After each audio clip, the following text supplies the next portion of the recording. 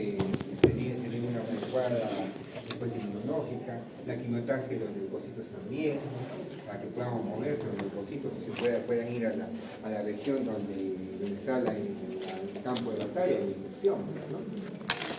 Y también por otro lado la destilación. Toda esta parte se va a activar. Cuando se activa va a haber consumo de los complementos. ¿Qué quiere decir consumo de complementos? Que C3 y C4 comiencen a bajar. Esta proteína, la concentración de esta proteína comiencen a bajar. Entonces, cuando nosotros tengamos un paciente con, digamos, una enfermedad de autoinmune, por ejemplo, una enfermedad autoinmune, ¿qué debería ser? El lupus, ¿no? El lupus es el llamado sistema. Si yo digo que el paciente está con la enfermedad lúpica activa, ¿qué quiere decir? ¿Cómo va a estar esta vía de complemento? Bien activa, va a estar completamente activa esta vía, esta cascada. Está completamente activa el C3 y el C4, ¿cómo va a estar? Va a estar constituido para formar justamente estos complejos que nos van a la organización, el calcio. Entonces, cuando nosotros dosamos C3 y C4 y está disminuido, ¿qué decimos que hay? Un consumo de complemento. Y si hay un consumo de complemento, al final, ¿qué vamos a decir? Que la actividad, ¿cómo está la enfermedad? ¿Está activa o está dormida? Activa. Entonces, si el paciente tiene lupus, enfermedad sistémico, y ahora es una enfermedad autoinmune, que nuestro mismo cuerpo comienza a reaccionar contra las mismas células y comenzamos a tener diversos problemas. Por ejemplo, el lupus, una de las formas de presentación de esta enfermedad es cuando comienza a tener el paciente policerositis. ¿Qué es la policerositis? ¿Alguna vez han escuchado el término policerositis? Policerositis, ChatGPT. Policerositis es cuando comenzamos a tener una inflamación de todos los escollos del pericardio, de la parte de la pleura, de lo que es el peritoneo, y comenzamos a producir mayor cantidad de líquidos. Y al final, ¿qué tenemos? Tenemos ascitis, tenemos derrame pleural, tenemos derrame pericardio. Por eso así comienzan nuestras actividades. Comienzan a tener policerositis. Entonces, esta policerositis puede ser también por una desnutrición, ¿sí o no? Puede ser. Puede ser por una pérdida de presión oncótica, por una cirrosis hepática, también puede ser. Puede ser también por un cáncer, ¿sí o no? Un cáncer también puede llevar a policerositis, que puede tener ascitis, pleural, inclusive de pericardio. El cáncer de mama, menos, he visto bastantes casos que dan de pericardio. Pero otra de las patologías que nos puede llevar a policerositis es el lupus, ¿no? Ya definimos qué es lupus. ¿Cómo se diagnostica el lupus? Por ejemplo, con anticuerpos antinucleares, lo que es el ANA, da que es positivo para el lupus, ya tenemos el diagnóstico de lupus. Entonces, una vez con el diagnóstico de lupus, ahora tenemos que mirar si está activo o no está activo el lupus, ¿no? Obviamente, si está con policerositis va a estar activo.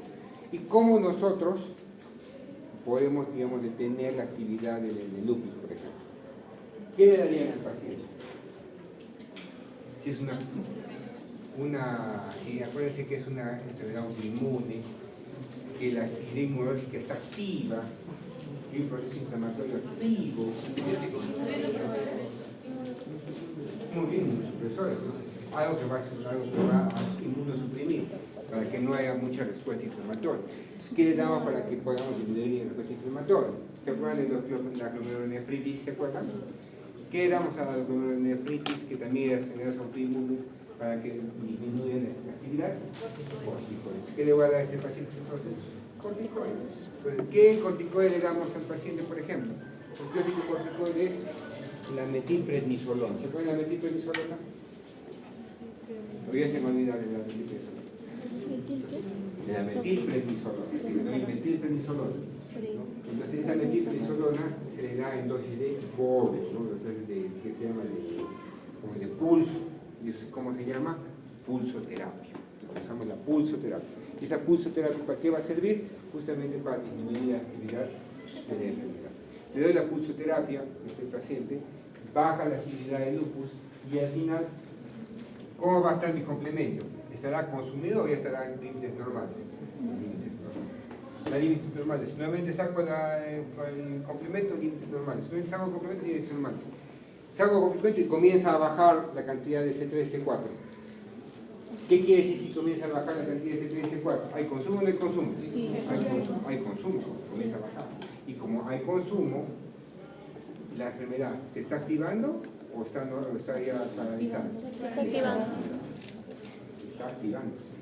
¿Por qué? Porque comenzamos a consumir complementos. ¿Y por qué comenzamos a consumir complementos? Porque esta vía está. ¿Estamos de acuerdo?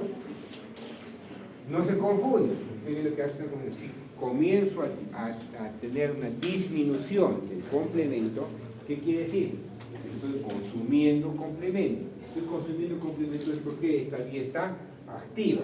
Y si está activa, mi enfermedad está activa.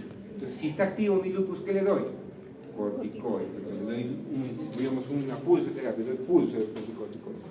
¿Qué espero yo tener después de la pulsoterapia? ¿Cómo va a estar después de la pulsoterapia mi complemento? ¿Normal? Normal. ¿O disminuido? Normal.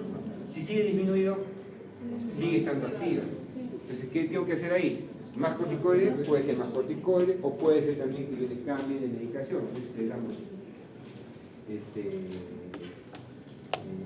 justo les he dicho, ahí se me dio el término.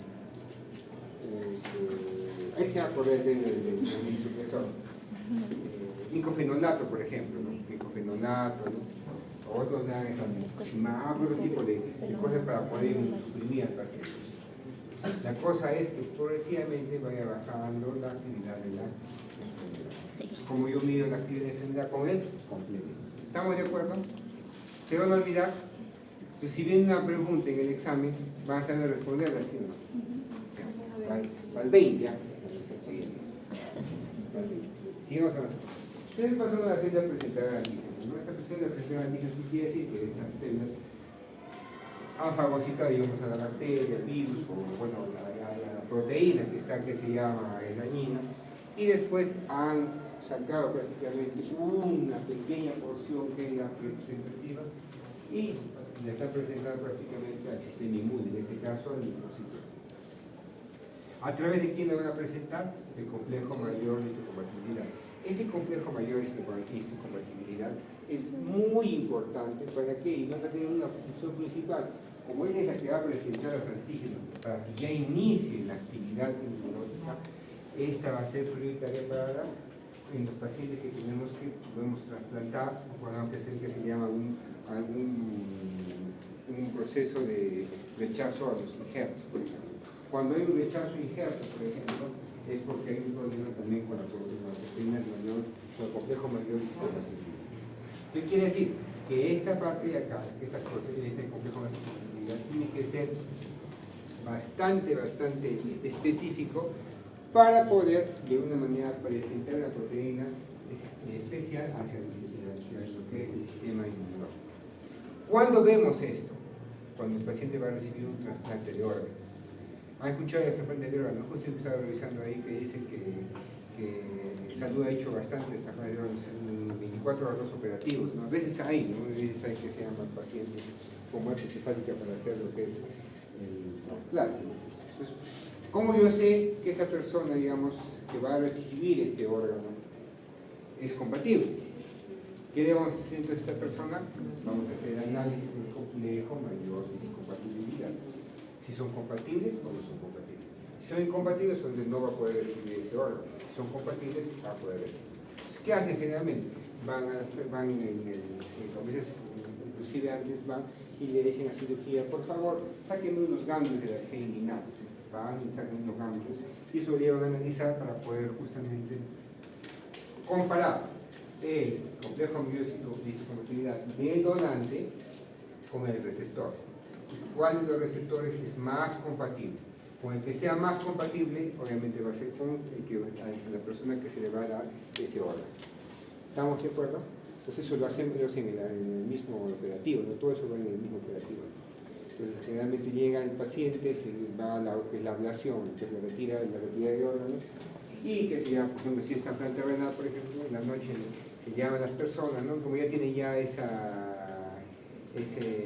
mapeo del complejo de histocompatibilidad junto con el donante, se hace el match para ver cuál es el más compatible y se llama a la persona que sea más compatible. Es por eso que no siempre una persona, digamos, su papá o su hermano va a ser la persona que sea más compatible, no siempre va a ser así. Entonces acuérdense que no somos iguales ni a nuestro papá ni a nuestra mamá, debe haber una grave diferenciación. ¿Estamos de acuerdo? Ustedes no olvidar este complejo. Entonces igual, alguna pregunta sobre eso va a venir en el examen para que puedan ustedes mirar, ¿no? ¿Quiénes son estos receptores de antígenos? Los macrófagos, los linfocitos B, C, y dónde vamos a conseguir gran cantidad de linfocitos B, macrófagos, sino varios, pues, ¿no? Después de que uno análisis de cambios podemos tener rápidamente cómo va a ser este complejo mayor histocompatibilidad.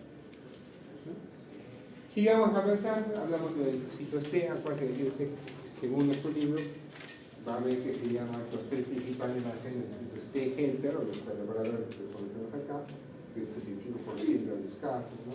de toda la población, los citotóxicos, y al final los supresores, ¿no? Los reguladores. Y estos colaboradores son los helper, como el 75% va a ser un marcador positivo para CD4 positivo. CD4 positivo. Entonces, siempre preguntan eso, los hitos colaboradores, los hitos T helper, ¿son CD8 positivos? Ah, bueno, si acuérdense, los helper, los colaboradores van a ser CD4 positivos y están, como dicen acá, es el blanco de los virus de humano, sobre el VIH, ¿no? Entonces, ¿cómo estarán los pacientes, cómo estarán los linfocitos CD4 positivos en los pacientes con infección con VIH? Disminuidos. Entonces, también eso nos va a ayudar a ver cómo está la enfermedad de la infección del VIH, ¿no? Entonces, cuando los pacientes tienen una infección por VIH, nosotros tenemos que sacar dos cosas importantes. La primera cosa, carga viral. ¿Cómo está la carga viral? Si tiene full carga viral, hay que darle terapia antirretroviral, ¿no? Para que baje la carga viral. Y también que tengo que ir monitorizando la cantidad de CD4 y de CD8 que tenga este paciente. Porque si tiene alta carga va a tener baja cantidad de CD4. Comenzamos a disminuir la carga viral y obviamente vamos a comenzar también a aumentar la cantidad de estos linfocitos. Y si aumentamos la cantidad de estos linfocitos, vamos a tener gran cantidad de T helper y eso nos va a ayudar a qué? A que justamente se dé esta cascada. Normalmente nosotros tenemos esta cascada, ¿no? Los colaboradores de T helper, obviamente van a dar linfocinas, ¿para qué? Para que de un lado tengamos la inmunidad tumoral y por otro lado también tengamos la inmunidad celular con la activación de los citotóxicos, CD8 o los supresores. Pero ¿qué pasa si acá no hay prácticamente? Comienza a matar a esta cantidad de células, comienza a matar. ¿Por qué? El virus del VIH ataca a CD4 y no a CD4. Y si no hay CD4, ¿se puede activar la inmunidad humoral? No. ¿Se puede activar la inmunidad celular? Tampoco. Entonces, ¿cómo va a estar el paciente? Inmunosuprimido. ¿Sabes? Y al final, terrible. Entonces, ¿qué tengo que hacer? Aumentar la cantidad de estos linfocitos T helper. ¿Cómo aumentar estos linfocitos T helper? Disminuyendo la carga viral. Entonces, tengo que darle terapia antirretroviral. ¿Estamos de acuerdo? Y también viene lo que es la parte del síndrome de reconstitución autoinmune. También hay otro término, ¿no? ¿Qué quiere decir? Que al final de cuentas, le puedo dar la terapia antirretroviral. Le doy la terapia antirretroviral. Me baja la carga viral. Si me baja la carga viral, comienza a tener más cantidad de CD4. Comienza a aumentar la cantidad de CD4. Y como comienza a quedar el CD4, ¿qué va a activar? Rápidamente la inmunidad humoral y la celular. Pero imagínense que esté con una infección, que se llama con bastantes procesos infecciosos el paciente. El cuerpo se va a bloquear, porque como tiene gran cantidad de activación, va a generar una respuesta exagerada por todo lado de la respuesta inmune y celular. Y entonces el paciente se puede morir. Pero mucho cuidado cuando damos terapia antirretroviral, porque nos puede llevar también al otro lado de la moneda. Reconstituimos la inmunidad y comenzamos a tener una gran respuesta inmunitaria y nos puede llevar esa gran respuesta a la muerte del paciente. ¿Ya? Sigamos avanzando. Y como dice, ¿no? Todo eso tiene que estar regulado, no tiene que ver que sea ningún tipo de reacción contra nuestras células ni contra nuestros organismos de nuestro cuerpo. Y cuando ya hay una reacción contra nuestro cuerpo, ahí comenzamos a decir que hay un fracaso en la regulación de este sistema inmune, ¿no? ¿Dónde se va a dar esta regulación? Generalmente donde no haya linfocitos ni linfocitos B que actúen contra nuestro cuerpo, en el timo, ¿no? Como dice acá, con los linfocitos T, los linfocitos, y también la parte de la médula ósea, ¿no? Ahí van a hacer el preprocesamiento que conocemos, ¿no? Que van a condicionar estos linfocitos, porque no reaccionan con nuestro cuerpo, ¿no? Pero a veces falla, y si falla comenzamos a tener las enfermedades autoinmunes. cuando tenemos enfermedad autoinmune, una de las más comunes, ¿cuál es? El lupus, la artritis reumatoidea, ¿no? Entonces, si tenemos esta enfermedad autoinmune, ¿qué hay que hacer entonces? Bajar, obviamente, la respuesta inmune. ¿Con qué bajamos la respuesta inmune? Con corticoides. Le damos corticoides. Entonces, a la artritis reumatoidea, ¿qué le daré? Corticoides. ¿Cuántas personas o papás o demás abuelitos tienen artritis reumatoidea? Pero que nosotros simplemente le damos corticoides sin saber y le hace bien. Porque ¿qué le da el médico del periférico que no tiene, digamos, para investigar si es artritis reumatoidea o una enfermedad autoinmune? ¿Qué le da para el dolor de hueso? Ay, siento que me duele mis manitos, mis huesos. ¿Qué le da? Diclofenaco. ¿Con qué? Dexametasona. ¿Qué es la dexametasona? Corticoides. Y le hace bien, pero si estoy bien, me ha hecho bien. Claro, estás bien porque te ha dado corticoide que va a frenar capaz tu artritis reumatoidea que tú tienes y que no sabes. Habría que ver si verdaderamente eso no es, ¿no? ¿Y cuántos abuelitos han visto que tienen estas manitos así, ¿no? Con una desviación que se llama de la elevación cubital de los deditos, una alteración, una destrucción prácticamente de la parte articular. ¿Qué es la artritis reumatoidea? Entonces, ¿qué le damos a la paciente de artritis reumatoidea? Corticoides. ¿Qué más le vamos a dar al paciente con artritis reumatoidea? Otro fármaco que le damos es conocido, es el metotrexato. ¿Han escuchado el metotrexato? Obviamente por ahí algún papá, mamá capaz que tiene un problema de artritis reumatoidea, entonces le da lo que es el metotrexato al paciente, ¿no? El metotrexato, y obviamente va a bajar esta respuesta inmune. ¿Cuál es el problema del metotrexato? A veces que genera fibrosis pulmonar, ya que vamos a tener la próxima semana, no, la próxima clase hacemos ya respiratorio, entonces le genera fibrosis pulmonar. Entonces hay que estar constantemente tomando placas y ver la función pulmonar, porque le puede llevar a una fibrosis pulmonar. ¿Qué más? Lupus. ¿Qué le da lupus entonces? Corticoides. La enfermedad crónica, le ponen corticoides. A veces también están con lo que es impulsos de metilprednisolona, que es corticoides, en altas dosis para bajar la inflamación, por bajar la actividad de la enfermedad. Se da desde micofenolato, recomendar. Es otra forma para bajar la respuesta inmune. Pero si nosotros bajamos la respuesta inmune en estos pacientes, ¿cuál va a ser el principal problema? Que también bajamos la respuesta inmune que es propia de nuestro cuerpo contra las bacterias, contra los virus. Entonces, ¿qué tienen estas personas? Propensión a hacer infecciones, ¿no? Recurrentes o infecciones graves. Entonces, yo recuerdo que tengo una amiga, por ejemplo, que tiene artritis reumatoidea del lupus, por ejemplo, que decide su pulsoterapia y está crónicamente con infecciones, malestares, urinarias, infecciones respiratorias, ¿no? Otra doctora que es medicina interna, tiene lupus, cada rato escribe como agua, pero los pulsos corticoides, ¿no? Entonces, pulso, ¿no? Al fin de cuentas, yo no sé cómo trabaja también en el hospital, porque yo tendría miedo, ¿no? Imagínense que una infección hospitalaria, un germen hospitalario entre en ella, se muere, pues con tanta pulsoterapia que va a recibir. Hay que tener bastante cuidado. Entonces, el principal riesgo son las infecciones que nos pueden llevar, ¿no? Secundaria de inmunosupresión que vamos a tener en estos pacientitos, ¿no? Y por último hablamos de lo que es las alergias y la sensibilidad, ¿no? Las alergias. Principal tenemos ahí la urticaria, el edema neurótico y el shock anafiláctico, ¿no? Que tenemos que comentar. La urticaria, generalmente ustedes han tenido algunas urticarias. ¿Alguna vez han tenido urticaria ustedes? Sí. ¿Nunca les ha generado una alergia a alguna cosita? Sí. ¿Nunca? ¿Nunca ha comido pescado o alguna, o se han puesto una ropa o algo que les ha generado alergia? Por ejemplo, una vez, yo me acuerdo, hay varios anécdotas, ¿no? Una anécdota que voy a contar. Una amiga, fíjese, estábamos así como ustedes, ¿no? Así, estamos en el tercero de la universidad. Vamos a Chapi, me dicen, vamos a Tentor, mi mancha, vamos a Chapi. Así es, le digo, Chapi, vamos a Chapi.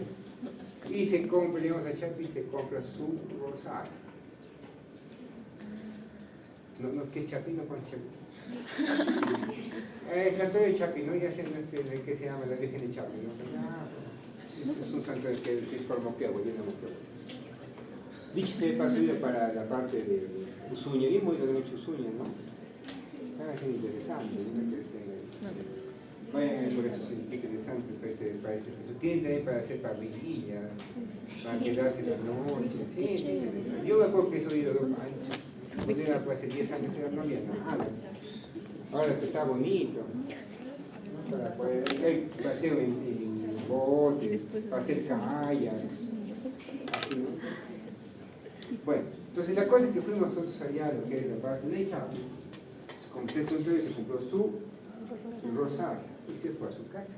Se puso el rosario. Al día siguiente vino con su cafarena. Estaba con sol, ¿qué tiene? Creo que es con cafarena, todos la molestábamos. No, mira que algo se descubre y todito acá, que parecía que había puesto que sea el rosario caliente, rojo, y todavía acá la cruz. Estigma, le digo, estigma. El anticristo. Al final ha hecho una alergia a ese material rosario. Entonces, no sabemos a qué material uno va a poder. Es igual, está con los compañeros. Iba al hospital, viene una paciente con abono, con ronchas, no ronchas. Va a un médico y le pone, como estas urticarias son secundarias a la liberación de histamina en gran cantidad, histamina, tipo de mediadores, la bradicina también está involucrada ahí, que vaginal va a generar una vasodilatación y una fuga capilar, ¿no? La vasodilatación y aumento de la permeabilidad vascular. Entonces, ¿qué le dan a la paciente, un paciente que venga con, digamos, con este problema de urticaria, de esto? Si es la histamina es el problema que darán antihistamínico. Entonces, si es antihistamínico le darán, ahí tenemos la clorfenamina, la cetirizina, la loratadina, la levatamina, todos esos productos. Hay de primera generación y segunda generación. La primera generación tenemos la clorfenamina, que nos va a dar sueño. Y por segunda generación tenemos la loratadina, cetirizina, que no genera sueño. Entonces, hasta eso hay que tener cuidado cuando uno receta, ¿no? La medicación. Si ponen clorfenamina endovenosa a un paciente que quieren que vaya a seguir trabajando, ya lo matan nomás, porque lo noquea la clorfenamina. Nunca se ha puesto clorfenamina endovenoso. Hay un día cuando tenga sido práctica por una clorfenamina, te van a poner igual que el midrinato, sueño, terrible. Sí, de verdad. Yo no creía que una vez me pusieran así en bolo, ¿qué va a hacer? Y de nada, entonces, ¿qué le dieron a ese paciente? Le dieron clorfenamina y le mandaron a su casa. Al día siguiente regresa la chica y seguía estando especial con sus sabores, en todo el cuerpo. Pero ¿qué más puede pasar? No, igual, me ha puesto que se llama clorfenamina, endovenosa, ahora sí, más de dexametasona. Se va a su casa y entonces sigue viniendo y seguía teniendo los sabores. Entonces ahí decimos, ¿qué ha pasado? Bueno, ¿qué nuevamente, qué cosas nuevas ha comido? Siempre cuando tengan alergia hay que ver qué ha comprado nuevo, qué comida nueva ha comido, ¿no? Algo nuevo que esté generando ese tipo de problemas. Y no hacía pena nada. Hasta que al final, así sacando con cucharitas, el problema era su ropa interior. ¿Qué se había comprado? Esas de, no me acuerdo, esas de Leonisa, esas cosas de Victoria's Secret, esas cosas, esos que se llaman, que son, ¿cómo se llaman? Son lencerías, esas cosas, ¿no? Entonces se había comprado eso, pues, su colección, y que se estaba colocando permanentemente, y a eso estaba haciendo. Entonces hay que ver por eso, cuando ustedes estén, que se llama práctica clínica, siempre bien, que hace un polo nuevo, una camisa nueva, algo nuevo, media, algo tiene que ver que ustedes después uno pasaba a su urticaria, pues, ¿no? Porque seguía estando ahí el que se llama el factor estresante, podría ser la alergia, ¿no? Tengan cuidado. ¿Qué más? Otro pacientito que viene así con alergia, estaba, que se llama igualito, un señor, estaba por el campo y estaba recogiendo la parte habían botado en el campo esos cactus grandes, esos que son así, campeliguitos, ¿cómo se llama? Bueno, la cosa es que su hijito dice que quería y que fue a llevar esos cactus, como se plantan, no me crecen, dice que como no tenía cuchillo, con la llave de sacar la llanta, golpe, como estaba haciendo tiras que saltaban lo que es el látex. Entonces la cosa es que llega al hospital en la noche, me acuerdo, y llega así, parecía que se llamaba boxeador. Y es para cirugía, que te han dejado, pues. No me pegó nadie, eso se que había saltado las pequeñas, unas gotículas a la cara y ha hecho una alergia brutal. Entonces, eso no es otro tipo de urticaria. ¿Qué más? Tenemos acá, hay que tener cuidado con los edema angioneurótico. Ese edema angioneurótico muchas veces hace edema en la parte de lo que es la glotis, toda la parte de lo que es la garganta y obstruye lo que es la respiración. Hay que tener cuidado. Entonces, a veces genera este tipo de problemas. Hace poco, hace 3 días, una paciente que había recibido una transfusión sanguínea en el hospital ha hecho un edema angioneurótico, ¿no? Y me llaman para ayudar a intubar y no le puede intubar, ¿no? La otra doctora tampoco puede intubar.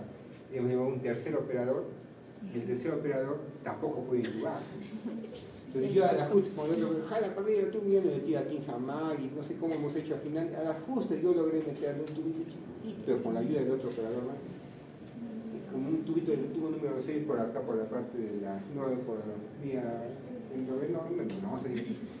por la glotis, ¿no? Pero todo estaba hematizado por la justa y se ha muerto.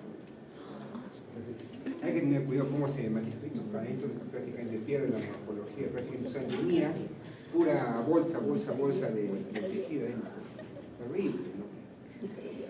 Entonces, hay que tener cuidado. ¿Cuál sería el tratamiento para los procesos alérgicos, por ejemplo, severos? Un edema angioneurótico, ¿qué les pondría?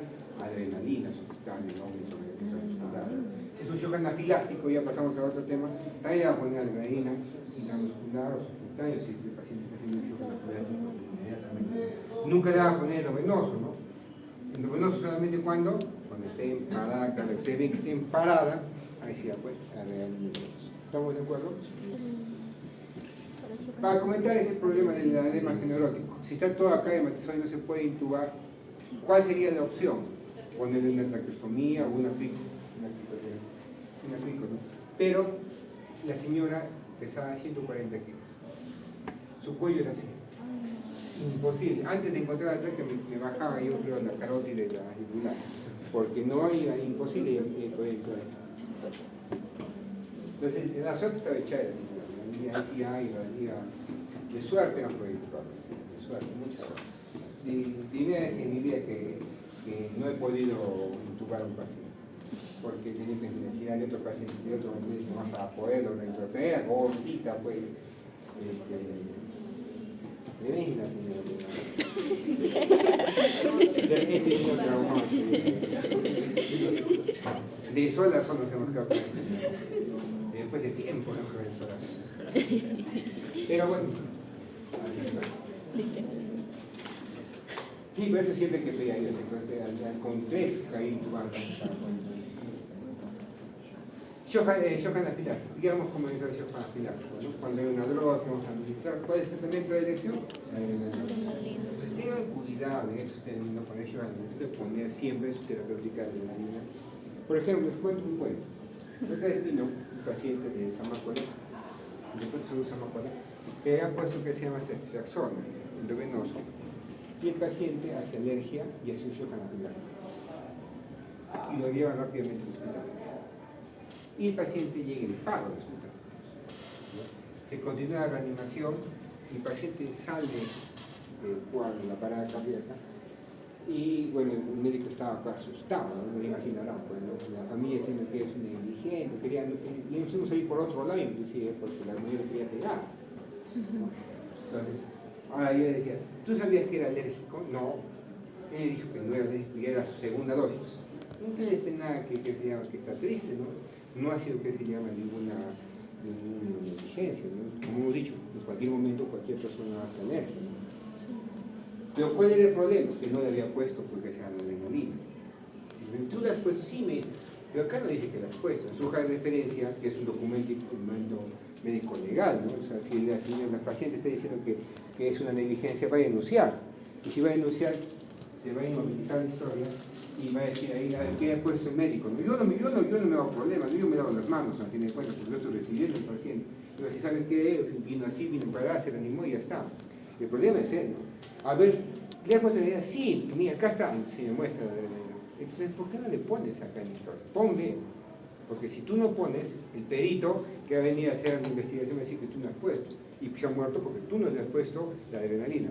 No va a decir que ha hecho alergia a la ceftriaxona y que tú eres el culpable de la ceftriaxona, porque al fin de cuentas ya la habían puesto anteriormente y es un evento fortuito, pues, ¿no?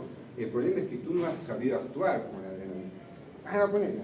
Y has puesto en tu post también, en tu historia, coge, vaya a poner ahí lo más importante, ¿no? Porque al final de cuentas no te hagan una denuncia, no te van a denunciar por otra parte, no sé, porque no has sabido actuar.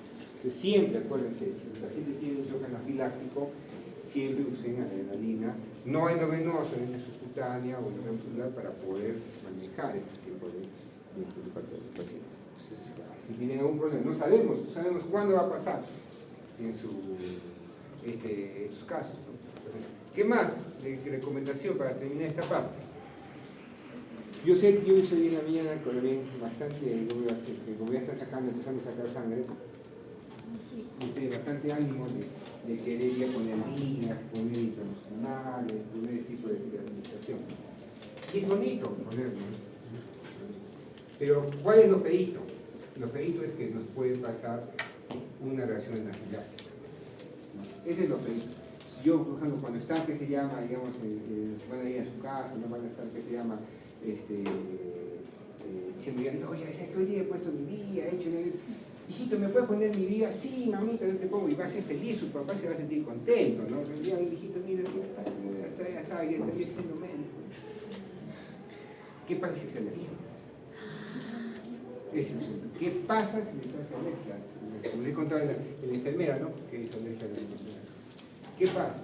Entonces, yo les recomiendo que ustedes ya tengan ya en su casita su pequeña botiquincito, su adrenalinita, cómprense, o cuando estén rotando, consigan su adrenalina, consigan ciprofenamina, cortisona, todo este tipo de cosas.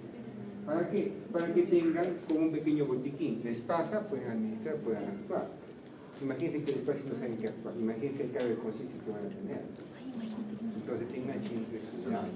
Y mucho cuidado en la administración. Y más, ustedes van a decir, ¿sabes qué? Ven acá, tu tía, ¿no? ¿Sabes qué? Ven acá con una inyección. Yo con todo gusto, ¿no? Porque están felices.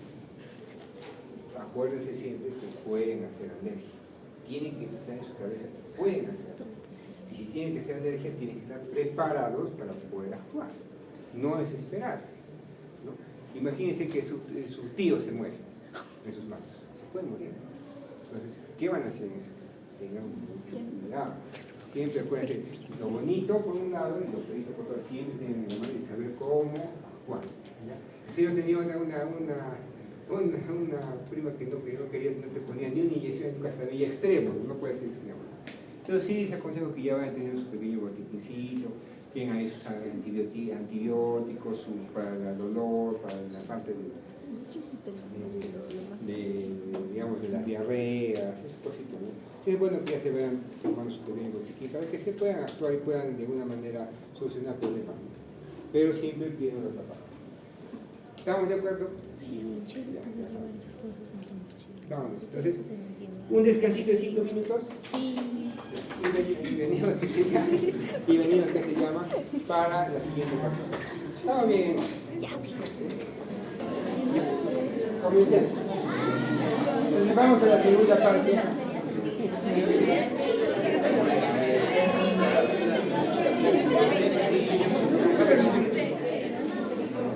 No voy a hacer nada. Ay, la mechi. ¿Yo qué hice?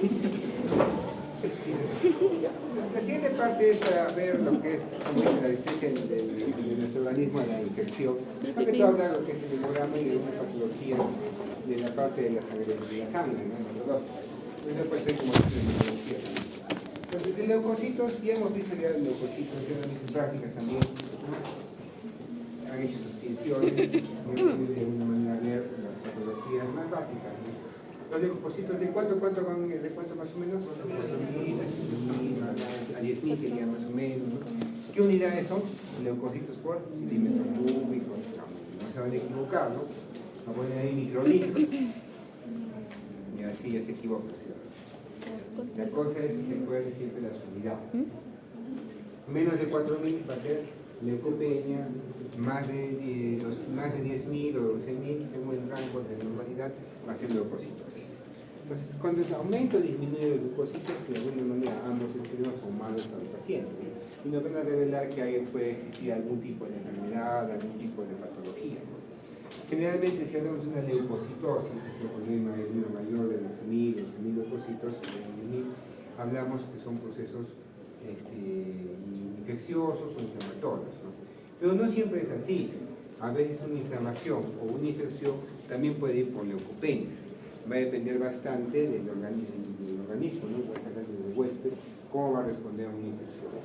Pero, por ejemplo, si un abuelito comienza a tener leucocitosis, una infección, digamos una infección urinaria, y después comienza a tener leucopenias, ¿qué quiere decir? Que la médula ósea se ha cansado y que la infección está ganando. Entonces, hay que tener cuidado. Cuando comenzamos a tener leucopenias después de una leucocitosis, por ejemplo, hay que parar nuestras antenitas porque puede ser que la infección no es que esté cediendo, sino que esté empeorando inclusive, y le puede llevar al fracaso mucho grande de la muerte del paciente. Entonces hay que tener cuidado en esa parte. Entonces, cuando hablamos de leucocitosis, también es relacionado a lo que es inflamación. No toda inflamación es una infección. O sea, no es que el paciente esté con, vemos que está con, digamos, ¿cuántos? 14.000 leucocitos. El paciente está infectado, sí o sí. Puede ser que simplemente el paciente solo esté inflamado. Por ejemplo, ¿en qué estadios, en qué casos puede estar solamente inflamado el paciente? Por ejemplo, un traumatismo, ¿no? Imagínense que una persona se ha caído del segundo piso, pasa. Entonces, se ha generado ahí un estrés en todo el cuerpo. ¿Cómo están sus leucocitos? Va a estar elevado, va a estar 18.000, capaz, hasta 20.000 leucocitos. Pero es que está infectado, no, es que está inflamado. Cuando nosotros veamos que tengamos una fuente de infección clara, ahí podemos decir, una infección más una leucocitosis extrema, obviamente vamos a decir que el paciente está infectado. Acuérdense eso, no todo leucocitosis va a reflejar una infección. Vamos a ver que tenemos que confirmar con varias cosas. Y vamos avanzando. Entonces, como hemos visto, los leucocitos, como se nos define nuestro cuerpo, viene de la fagocitosis, los granulocitos, los monocitos, se van a convertir en macrófagos tisulares. Como también pueden ser, nos van a ayudar con la producción de anticuerpos, ¿no? Linfocitos sensibilizados a través de linfocitos y hacer las plantas también. Cuando hablamos de un rango de normalidad de los leucocitos, aunque el libro nos habla de 7.000 leucocitos por milímetro cúbico, va a haber un rango, si ustedes miran en los reportes de hemogramas que dan en los hospitales o en las clínicas, va a haber de 4.000 a 10.000 o de 4.000 a 8.000. Entonces, en el examen no se confundan de esa parte. Yo les voy a poner extremos, no voy a poner que se llama 10.500.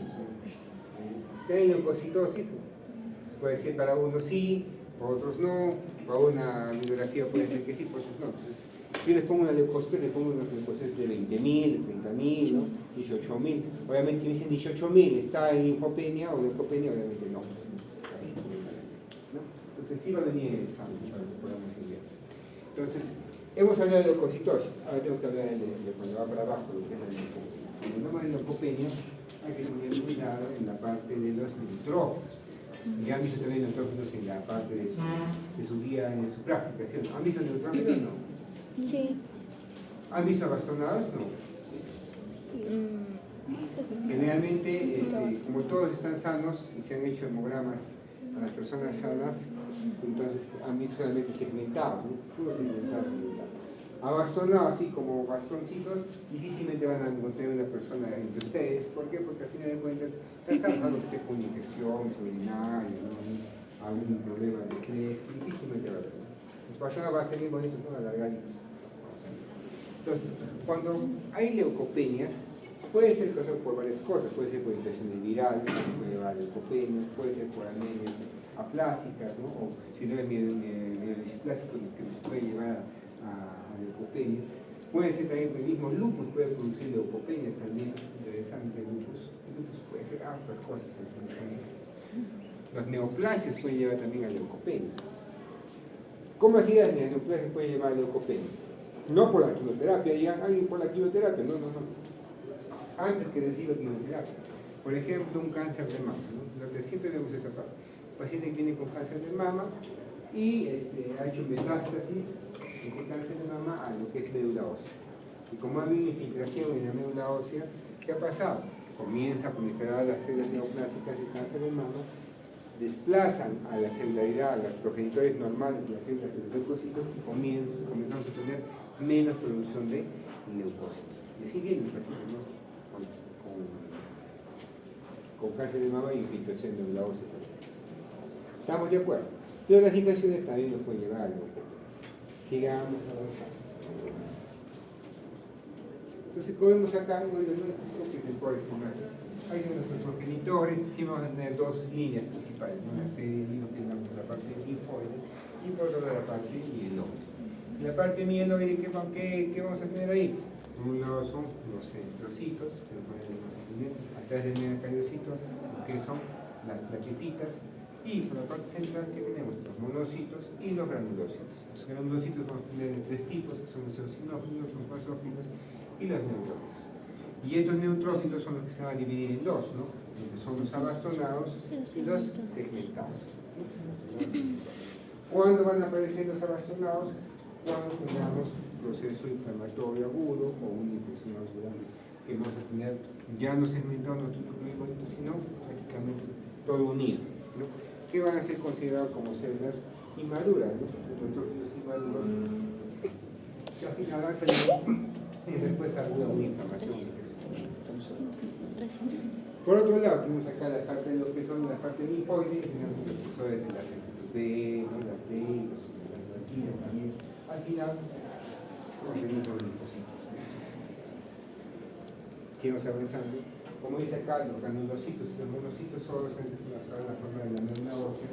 Y por otro lado, los que son los linfocitos de células plasmáticas pueden formarse en los tejidos linfoides, sea en la glándula linfática, en el vaso, en el timo, en las placas de Peyerl, ahí se pueden informar. ¿Qué más tenemos que ver de este gráfico interesante? De acá lo que hemos visto, ¿no? en el laboratorio. Los nitrógenos, los eosinófilos y los basófilos. En la parte de los que son estos granulocitos, vamos a mirar que el tiempo más o menos de vida media va a ser dependiendo de la actividad de la inflamación o de la infección. Si hablamos de los neutrófilos, por ejemplo, ¿cuántas estamos en una infección aguda? Generalmente va a durar de 4 a 8 horas, rápidamente van a morir los depósitos, ¿no? Y obviamente si no hay una infección, es un estadio normal como nosotros estamos tranquilos, ¿cuánto va a durar nuestros neutrófilos segmentados? Más o menos de 4 a 5 días, ¿verdad? Mucho más tiempo, ¿no? En relación, digamos, cuando hay un proceso infeccioso donde van a morir prácticamente estos neutrófilos. Por otro lado, acá tenemos los monocitos, de 10 a 20 horas, puede llegar hasta durar meses. Puede ser que estos monocitos van a ir a los tejidos periféricos, se van a convertir en macrófagos tisulares y ahí pueden estar meses, pues, ¿no? Y por otro lado, los linfocitos, que al final pueden ser semanas o meses de acuerdo a la inmunidad que podamos formar. Acuérdense que puede haber linfocitos de memoria que nos dan hasta años, ¿no? Y nuestros cuerpecitos dándonos protegiendo. Entonces también seguimos, en esta imagen ya la hemos visto también en la parte de la placa. Y ahí encontró todos los tipos de células de leucocitos en su frotis. ¿Eso sale su frotis, no? O más o menos. Más que menos que más. Sí, a veces es difícil, ¿no? La práctica obviamente va a ser como se hace el maestro. Esto sí o sí hay encontrado dentro de cualquier cantidad, la mayor cantidad de células. Esto a veces capaz no he encontrado en las células encallados o abastonados, porque generalmente van a determinarse cuando hay inflamación o infección. Como están ustedes normales, capaz esta célula poco han visto, capaz no. Los linfocitos, acá los linfocitos van a tener gran cantidad de núcleos y menos cantidad de citoplasma, a diferencia de los monocitos, ¿no? Que van a tener una mayor cantidad de citoplasma. Los eosinófilos con su citoplasma, que es rojito, y al final de cuentas, esto también es un poquito difícil de encontrar, porque acuérdense cuánta es la cantidad de eosinófilos más o menos que va a haber en sangre, de 1 al 4%, o sea, mínima cantidad, o sea, de 100 células, solamente de 1 a 4 células van a encontrar, o sea, mínima la cantidad de eosinófilos. Más aún hay personas que tienen 0 de eosinófilos. Y los basófilos, ¿no? Por su gran número. maravillas que tienen ahí. Entonces, ¿cuál es lo interesante de esta parte? Vamos avanzando por acá, de los neutrófilos. Cuando hablamos de neutrófilos, tenemos que ver ahí la cantidad absoluta de neutrófilos. Entonces, ¿cómo se halla la cantidad absoluta de neutrófilos? El porcentaje nomás que tengamos de neutrófilos del recuento total de leucocitos. Imaginemos que un paciente viene con 10.000 leucocitos. 10.000 leucocitos por mililitro cúbico. Neutrófilos, en total, general, tenemos 90%. Si una gran cantidad de neutrófilos que dijimos que estamos en una neutrofilia. Es capaz probablemente de haber una inflamación. Aparte de eso, vamos a tener la segregación entre segmentados y neutrófilos encallados o los abastonados.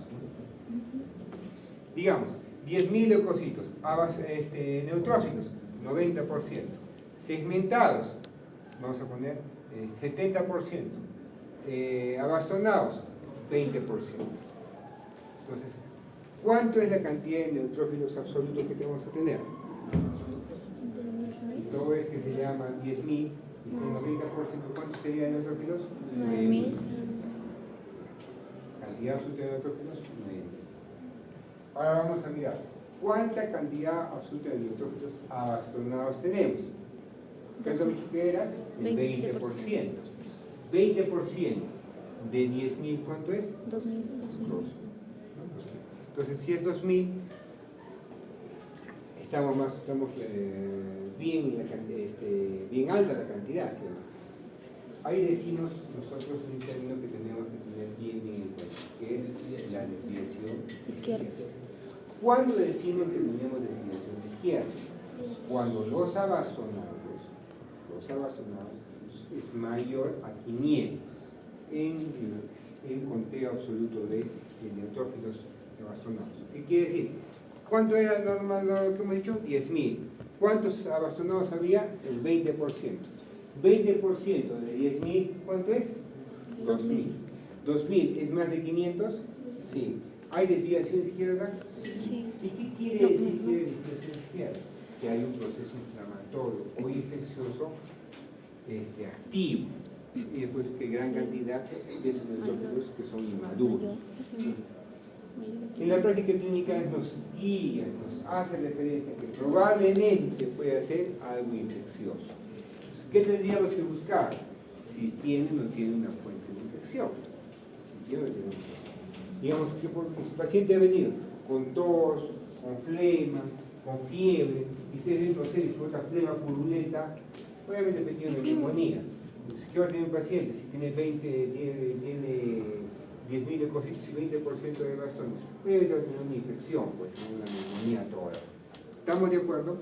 Pero no siempre va a generar, o vamos a decir que es infección. Por ejemplo, un politraumatismo, una quemadura. Viene el paciente con una quemadura, se ha quemado toda la pierna, digamos, todo el miembro inferior izquierdo, se ha quemado. Entonces, ¿cómo va a venir su hemograma? Va a venir con 12.000 leucocitos. Puede venir 20% abastonados, pero sería infeccioso. ¿Ustedes creen que una quemadura, ahorita me dicen la quemadura, ¿ustedes creen que va a estar infectado mi esto? Acuérdense que toda quemadura al inicio se considera estéril. Toda quemadura en un inicio se considera estéril. ¿Por qué? Y lo que hacen ustedes todos los fines de semana, ¿no? Su parrillita. ¿Por qué hacen su parrilla? Pero le meten ahí la carne al fuego, sino con qué intención de esterilizar la carne. ¿Sí? Entonces, si me he quemado con fuego directo, por ejemplo, con agua hirviendo, entonces obviamente mi quemadura va a ser estéril. Que después se contamine, es cierto. En el transcurso de la hospitalización, de la recuperación, se puede infectar. Que ahí sí puede estar, que puede llegar a un shock séptico, sí. Acuérdense que la primera curva de mortalidad en un paciente con quemadura, ¿cuál es? Primero, ¿cuál vendría a ser? Por deshidratación. ¿No? No se mueren por deshidratación. Y segunda curva de mortalidad es por shock sépticos. ¿Estamos de acuerdo? ¿Qué van a olvidar? Pero que no se. Sigamos avanzando. Acuérdense que los eosinófilos más que todo están relacionados a la parte de alergias y a la siempre mire, a veces yo veo que a mis residentes también miran rápidamente el hemograma, ay, 5.000 cositos, 70 milímetros, está normal. Y varias veces me he hecho pasar pacientes con eosinofilia. Oye, tenía eosinofilia, digo, ¿por qué no? Ay, no me he dado cuenta que tenía 7%, 8% de Y le digo, capaz tiene otra enfermedad, capaz no algo agudo, capaz algo para estudiar. Hay neumonías eosinofílicas, hay que se llama vasculitis, por ejemplo, el Chur-Strauss, por ejemplo, que cursa con eosinofilia, que puede llevar inclusive síndrome de pulmón-riñón, ¿no? Cuando son cuando esta vasculitis llevan pues, este tipo de lesión, ¿no? Llegan a falla renal, a lo que es sin problemas pulmonar también, ¿no? Entonces hay que tener cuidado con los eosinófilos. Puedes marcar por un lado que es parásitos, por ejemplo, si que tiene algún tipo de estas enfermedades, ¿cómo se llama? Ancilostoma, ¿no? A veces que se llaman lo que son los ascaris también, que llevan, ¿no?, a la elevación de lo que son los eosinófilos, pero también puede ser por problemas alérgicos, ¿no? Si la otra vez, por ejemplo, un paciente recibió paracetamol endovenoso, ¿no? Y el paracetamol endovenoso hizo alergia, hizo gran rash en todo el cuerpo, eosinófilos 12%, simplemente secundario al paracetamol. ¿Quién iba a pensar que iba a ser alérgico? Entonces, cualquier fármaco nos puede llevar también a ese tipo de lesiones. Sigamos avanzando.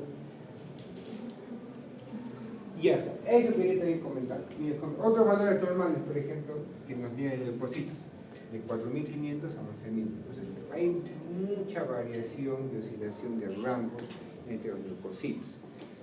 Cuando van a tener el resultado del laboratorio en sus manos, en un costadito venía el rango de normalidad. Pues, no van a tener cómo vamos a trabajar en ese hospital, en ese sitio. Entonces, por eso también viene una parte interesante. Cuando usted vaya a trabajar en un hospital, ¿no?, va a tener sus propios baremos, sus propios, que se llama valores normales, y tenemos que trabajar en base a esos valores normales. Entonces, por eso dice siempre, al sitio que fueres, haz lo que vieres. ¿Cierto? Por eso siempre al sitio que fueres, lo que vieres.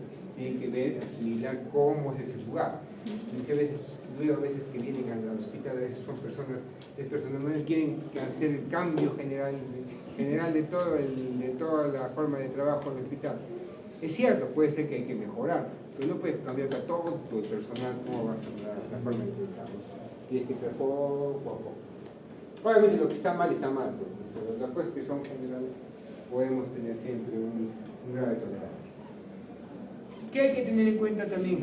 Este síndrome de los estudios inflamatorios sistémicos. ¿Por qué les he traído esto?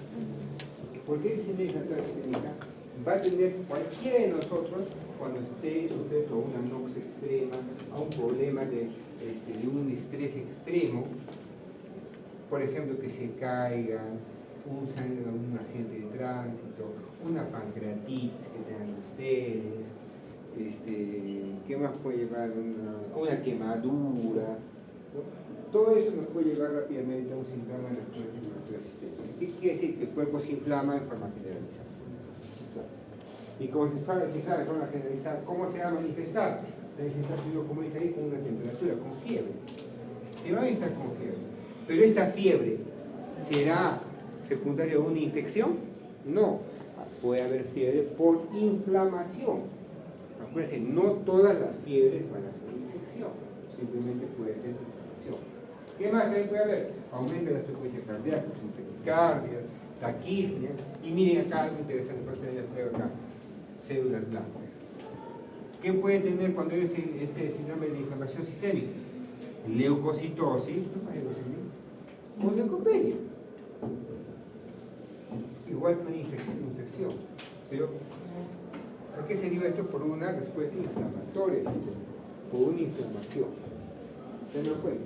¿Y qué más dice acá? Presencia de mayor al 10% de neutrófilos inmaduros. ¿Cuáles son los neutrófilos inmaduros? Los abastonados. Entonces, ¿qué quiere decir? Vamos a poner esto acá. 12.000 leucocitos, 10% de bastones. Ejemplo, paciente que viene con pancreatitis aguda. Pancreatitis aguda, hemograma, 12.000 leucocitos con 10% de bastones. ¿Tiene desviación izquierda o tiene desviación izquierda? Sí tiene. El 10% sería 1.200. ¿Más de 500? Sí. Entonces, ¿está con desviación izquierda? Sí. ¿Tiene infección o tiene infección?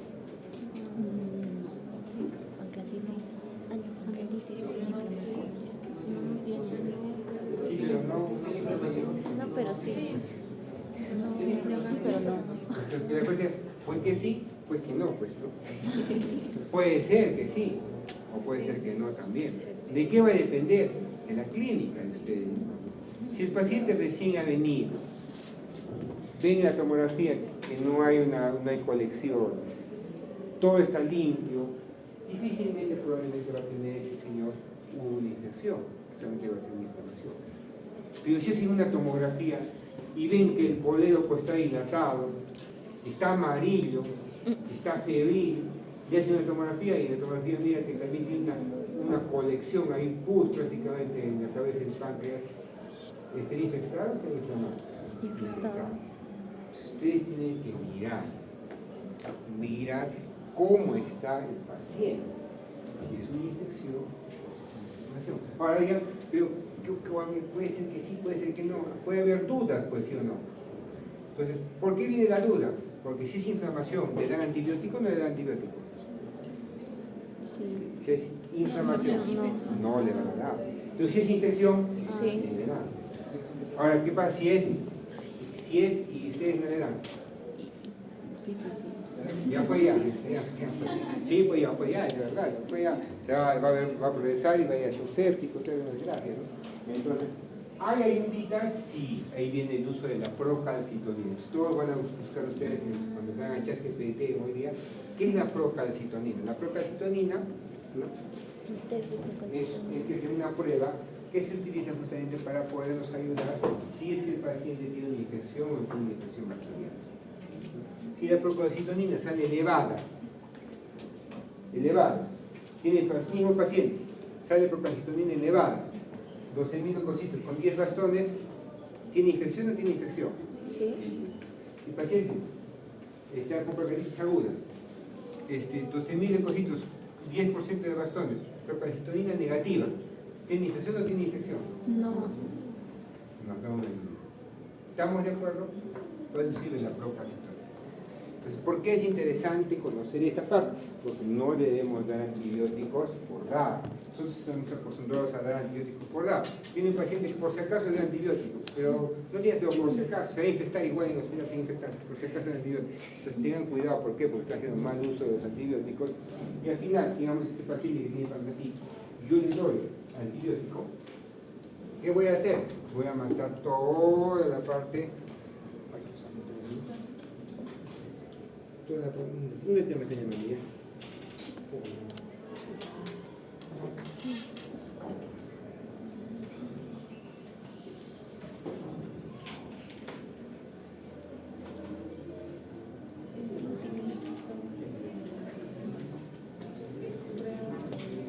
Un momentito ya. Digamos,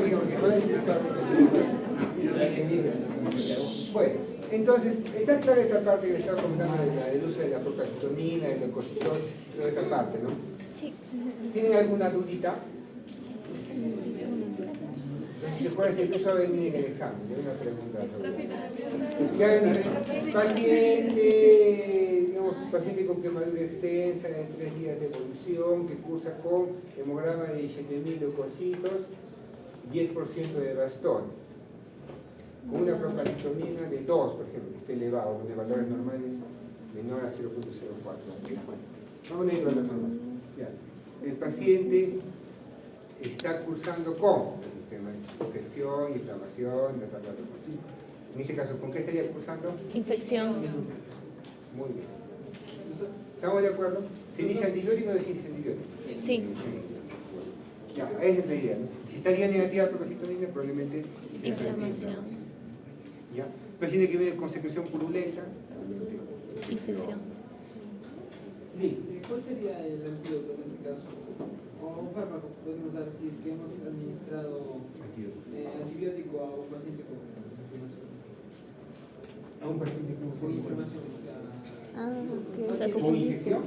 No. Inflamación. La tenemos a un paciente con inflamación. ¿Antibiótico? Sí. ¿Qué va a pasar?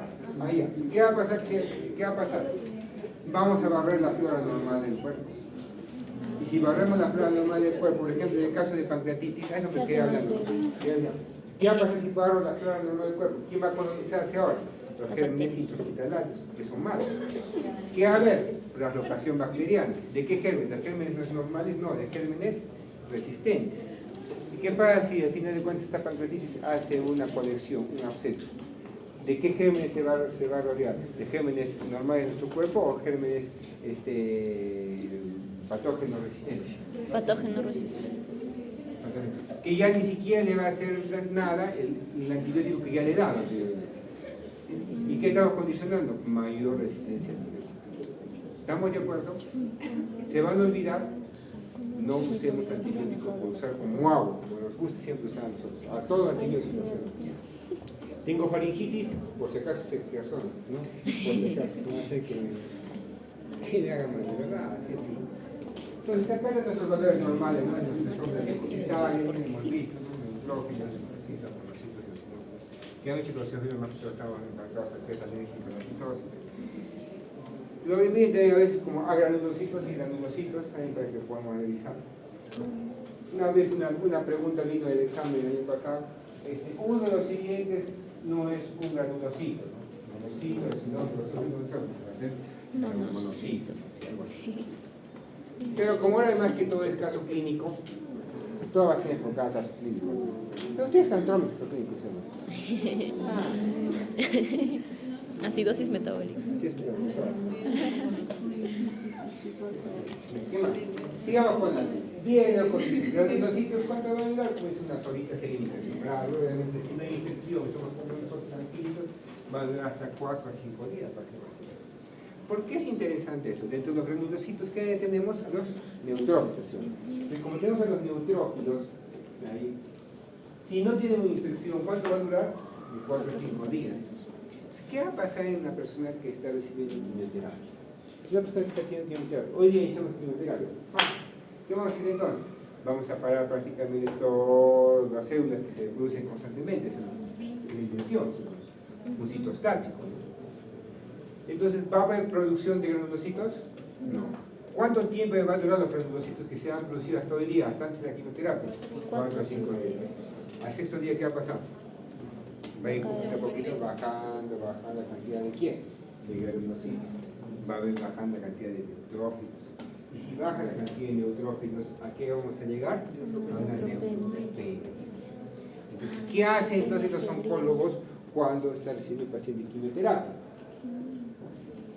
Le dan algo para que no baje tanto. ¿Qué le darían para que no baje tanto a ese paciente? Una droga, justamente un factor de crecimiento, para que aumente la producción de granulocitos. ¿Qué le damos a él? Figastrina. Entonces, paciente, ¿qué decir? Vamos a darle, vamos a la señora, por si acaso, va a venir a recibir mañana, para pasar el pasado, una vacuna. Van a buscar todos los días su vacunita, ¿no? Oye, vacunita, ¿qué es la vacunita? Es un factor de crecimiento justamente para granulocitos.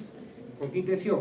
De evitar que baje bruscamente la cantidad de granulocitos, para que podamos tener un nivel óptimo de neutrófilos y no nos lleguemos a una neutropenia severa.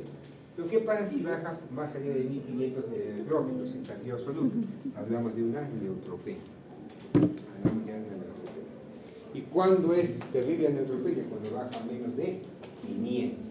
Cuando baja menos de 500 los neutrófilos en cantidad absoluta, ¿qué quiere decir? Hemos dicho, ¿no? 10.000 leucocitos, ¿no? Neutrófilos 90%. ¿Cuánto era de neutrófilos entonces? 10.000 leucocitos. 90% de neutrófilos. ¿Está más de 1.500? Sí. ¿Hay neutropenia? No. Pero ahora vamos a ver. 1.000 leucocitos. Neutrófilos, 10%. ¿Cuántos neutrófilos hay? ¿Hay neutropenia? No. ¿Hay neutropenia? Sí. ¿Quién fue? Y todavía menos de 500. ¿Qué quiere decir una neutropenia severa. Entonces, Desviación a veces. hay que tener cuidado con los pacientes con neutropenia severa. ¿Por qué? Porque ellos, como no hay neutrófilos, ¿qué hacen los neutrófilos? Fagocitosis. ¿Quién va a controlar? Las bacterias. Como no hay quien controle, ¿qué puede haber? Translocación bacteriana. Y si hay translocación bacteriana, hay bacteriemia. Y si hay bacteriemia, ¿qué va a hacer el cuerpo? ¿Con qué va a responder? Con fiebre. Entonces, ¿qué empieza a tener el paciente? Neutropenia febril. Fiebre y neutropenia. ¿Cómo se llama eso entonces? Neutropenia febril. ¿Nos asustamos? Sí. ¿Por qué? Porque una neutropenia febril puede rápidamente producir una sepsis, un shock séptico, y como no tiene defensa puede morirse la persona. Entonces tengan cuidado, siempre cuando ustedes tengan su posta capaz, el médico general, y comenzamos a tener un paciente que tenga que esté en una quimioterapia y comienza a tener fiebre, y después de una semana de la quimioterapia más o menos, paramos siempre los antenitas. ¿Por qué? Porque puede ser que esté haciendo una neutropenia febril. ¿Y cuál sería el tratamiento para la neutropenia febril entonces? Si es, claro, sería en caso un filgastrin, como dicen, ¿no? Porque si ya te recibe filgastrin, le seguiría dando filgastrin. ¿Y qué más? Antibiótico. ¿Por qué? Porque como ya hay una infección, y hay una bacteriemia probablemente, porque no hay quien controlar las bacterias, tengo que matar esas bacterias y controlar la infección.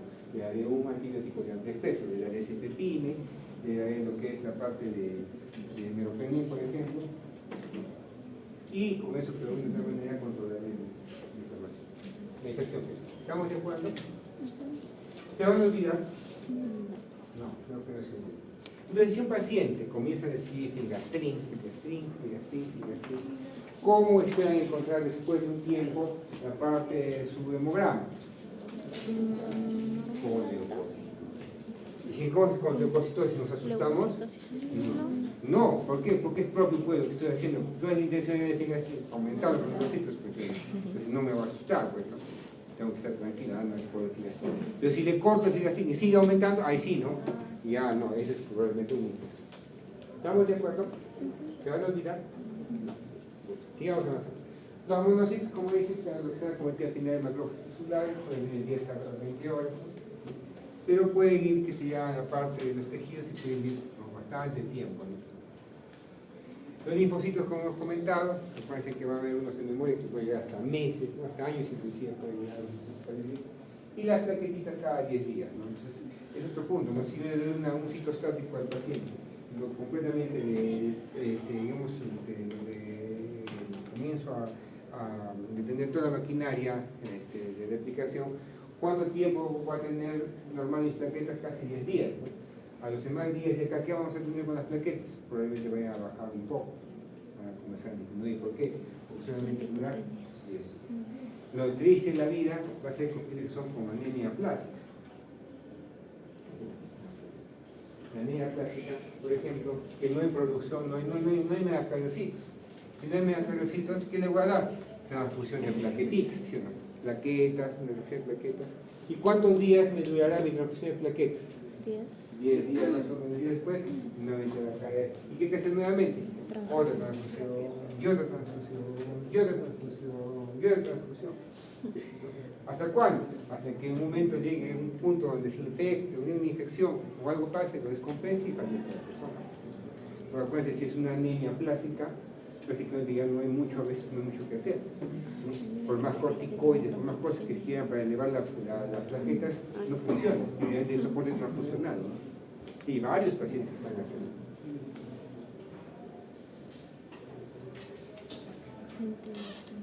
Sigamos avanzando. Si hablamos ya de la parte de cómo va a funcionar nuestro cuerpo justamente frente a una anoxia, ¿no? Por ejemplo, acá tenemos la fuente de quimiotaxia, que quiere decir un sitio donde está dándose una infección, una inflamación.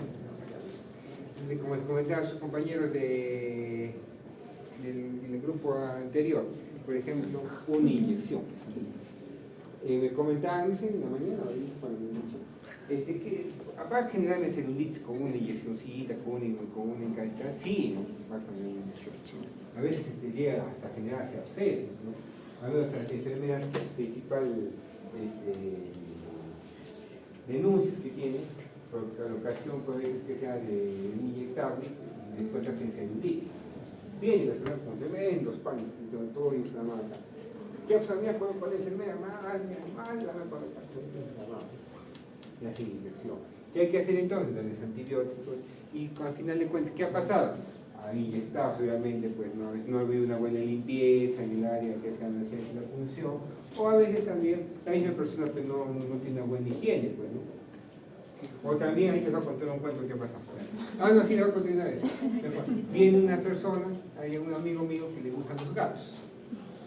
Entonces va a su casa, llama con un problema muscular y le pone su inyectable de diclofenaco sápico.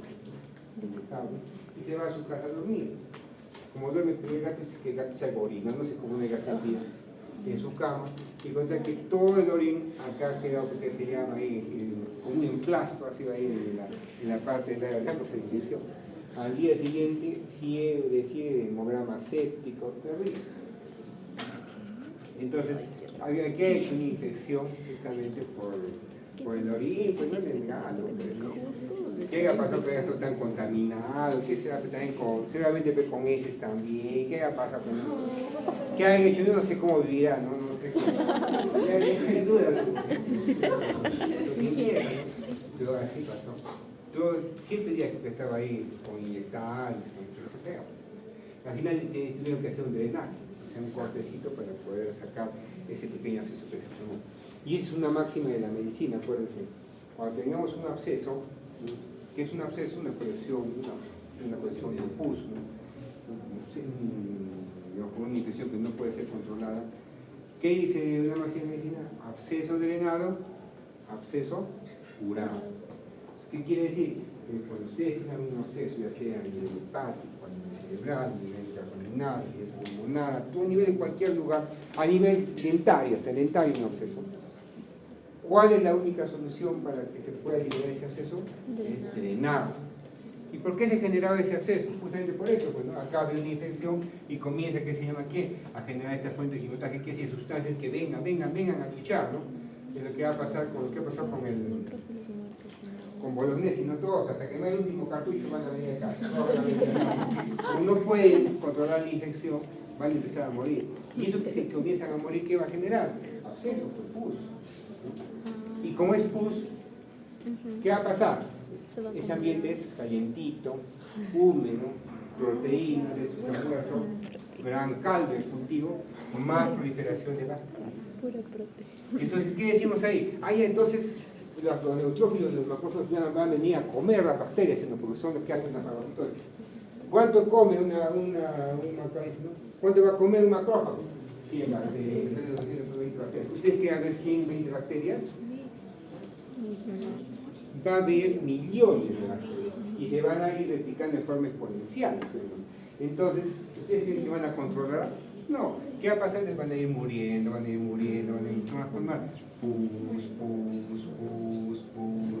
más. Más viene, más neutrófilos, más pus, más fuente de cultivo, más gérmenes. Entonces, nunca vamos a controlar esa infección. ¿Cuál es la única opción? Corte y sacar. Única forma. Es por eso que ustedes van a ser cirujanos. ¿Cuántos serán acá cirujanos? No. Cirujanos generales, cirujanos que se llaman, los otros,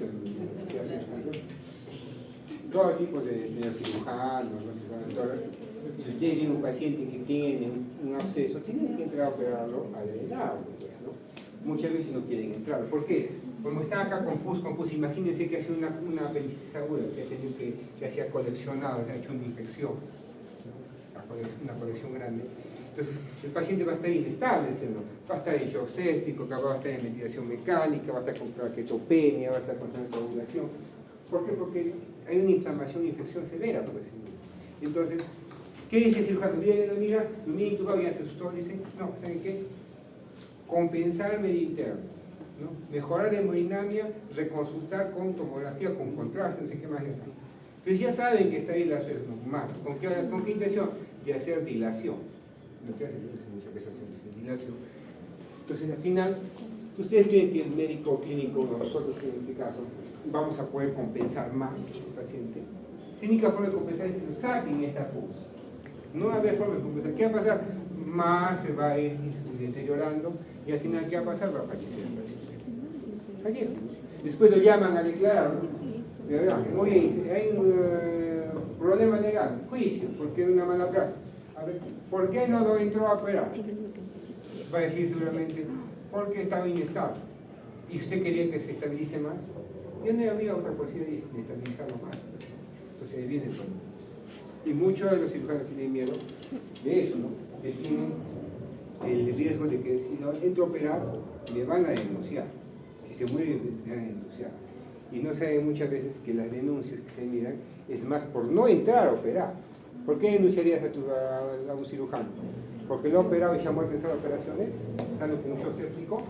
¿O porque no lo ha operado y pues se ha muerto con shock séptico? Pues no lo ha operado.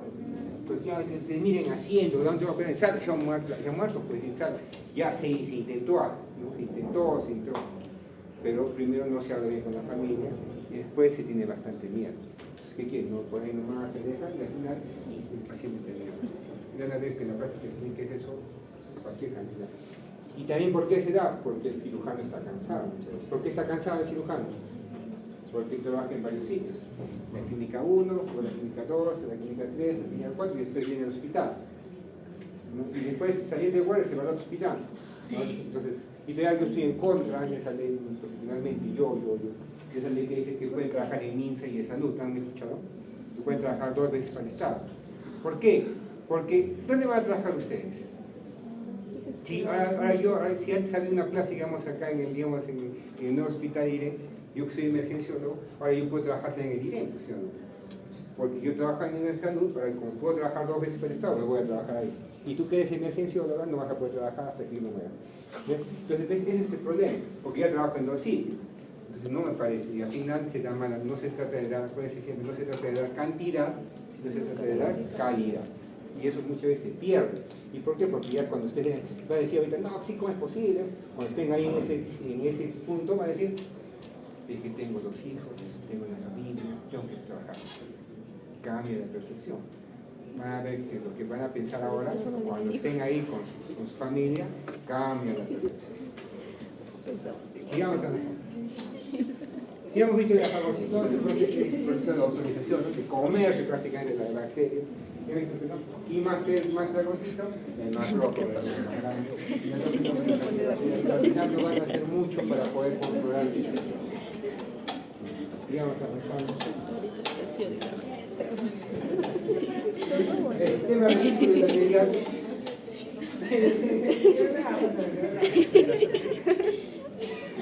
¿Qué también viene en el examen? El sistema retículo endotelial, ¿por quién está compuesto? Está compuesto por varias células, ¿no? Por los monocitos, que saben cuál es después el macrófago celular, el macrófago móvil, las células endoteliales de la parte de la ósea, el vaso, todos ellos están aquí. El sistema retículo endotelial que nos va a permitir de alguna manera luchar contra todo tipo de infecciones que vamos a tener en diferentes partes de nuestro cuerpo, ¿no? Con este sistema fagocítico generalizado, ¿no? Todo lo que hace para comer, para comer, y detener la progresión de una infección, por ejemplo, bacteriana. Estos macrófagos también van a tener una denominación especial en cada lugar. En la piel tejido se van a llamar histocitos y en el higadito, ¿cómo se va a llamar? Siempre preguntan eso. No sé por qué les gusta tanto, pero si preguntan, así como siempre pueden decir, ¿qué voy a preguntar también?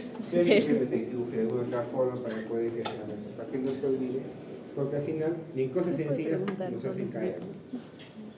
Sigamos avanzando cuando hablamos de lo que es la parte de lo que es inflamación. Entonces, cuando hablamos de inflamación, ¿cuándo tiene inflamación? Ustedes siempre han tenido inflamación de alguna otra forma, ¿no? Cuando se pica una abejita, un mosquito, ahí ha habido un proceso de inflamación. Primero que ha habido, se ha puesto rojo. ¿Y por qué se ha puesto rojo? Porque ha habido una vasodilatación. Después que ha habido, se ha puesto rojo. ¿Qué ha pasado? Se ha hinchado. ¿Por qué se ha hinchado? ¿Por qué? Porque ha habido un aumento de la permeabilidad capilar, ha salido líquido y ha salido proteínas, que hemos comentado, porque se pierde la permeabilidad capilar. Y como salen proteínas y fibrinógenos, ¿qué va a pasar? Se va a coagular. ¿Y por qué? ¿Y cómo ven que ustedes se han coagulado? Pues cuando ustedes les pica un mosquito se forma una rocha bien delimitada, ¿no? Y lo apretan y no se desaparece, ¿sí? ¿Por qué? Porque está coagulado, puede ser. ¿Y cuál es la intención? Que no se expanda, ¿no? Ahí que se quede. Ahí que se quede el campo de batalla, ahí que no más sea. Ahí que se campo. Y al final, como lo detienen ahí en la parte de la inflamación, ahí hacen el llamado de emergencia, ¿no? ¿A quién? A todos los leucocitos, una migración, una sustancia quimiotáctica. ¿Para qué? Para que puedan venir a detener la progresión de la infección, ¿no?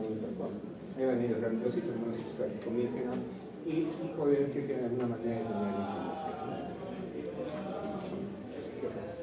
Entonces, ¿qué vamos a tener si un paciente va a tener esta información? Vamos a tener neutrofilia. ¿Y esa neutrofilia va a ser siempre secundaria a una infección? No, puede ser solamente una inflamación.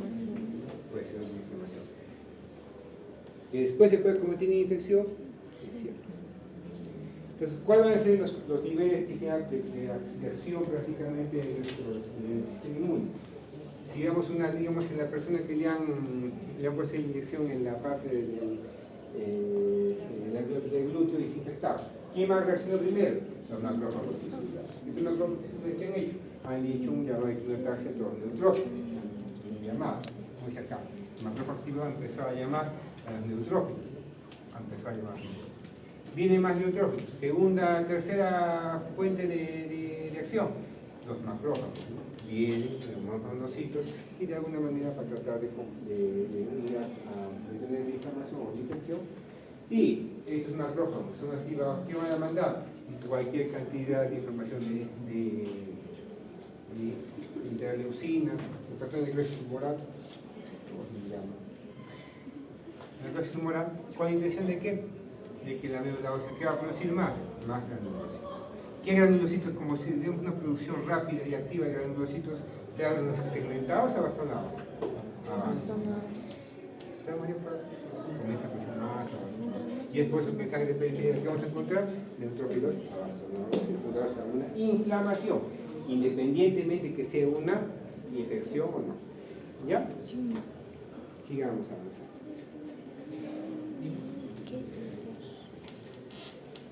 Después, como dice, ¿qué es la pus? El cementerio de neutrófilos y macrófagos. Entonces va a haber, como dice, va a haber pus, no células, y aparte de eso va a haber una gran cantidad de bacterias. Entonces, si ustedes han hecho un drenaje alguna vez o van a hacer un drenaje, ¿cuál es? Si han hecho ustedes drenaje de un abscesito chiquito, nunca se ha reventado un granito.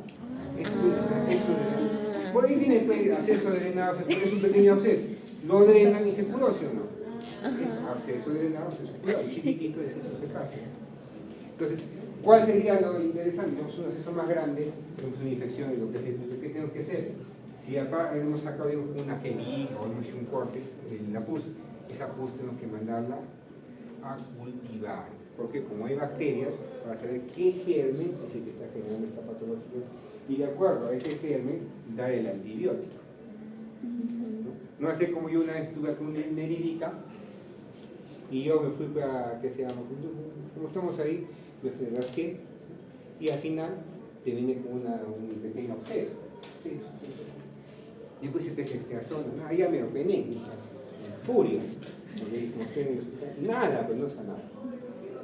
Ya después de 2 semanas cultivo, y salió Staphylococcus aureus, el sistema. O sea, de cierta zona no voy a hacer nada y me lo opené por gusto, como hago, porque el tratamiento va a ser con vancomicina. Al final tengo que recibir vancomicina y con eso recién se mejora.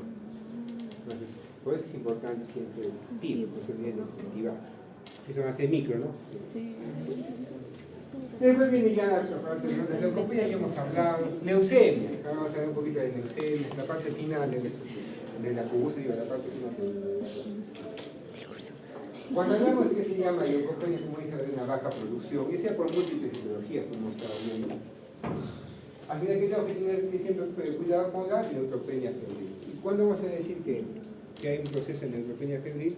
Como puedo superar acá, creo, acá está. Cuando la cantidad absoluta de neutrófilos es menos de 500 y hay más fiebre. Menos de 500 y hay fiebre, ¿qué decimos que tenemos que paciente con? Neutropenia febril. Si alguien tiene neutropenia febril, ya hemos dicho que tenemos que darle algo que eleve los leucocitos y algo que mate las bacterias. Por ejemplo, tengo que darle un antibiótico con un factor de crecimiento como el tirástico. Pero como se han dado cuenta, esta neutropenia no solamente va a ser causada por quimioterapia, porque una en todas, dice acá, quimioterapia, ¿dónde está? Acá. Está hablando de quimioterapia. Uno en todas va a ser la quimioterapia.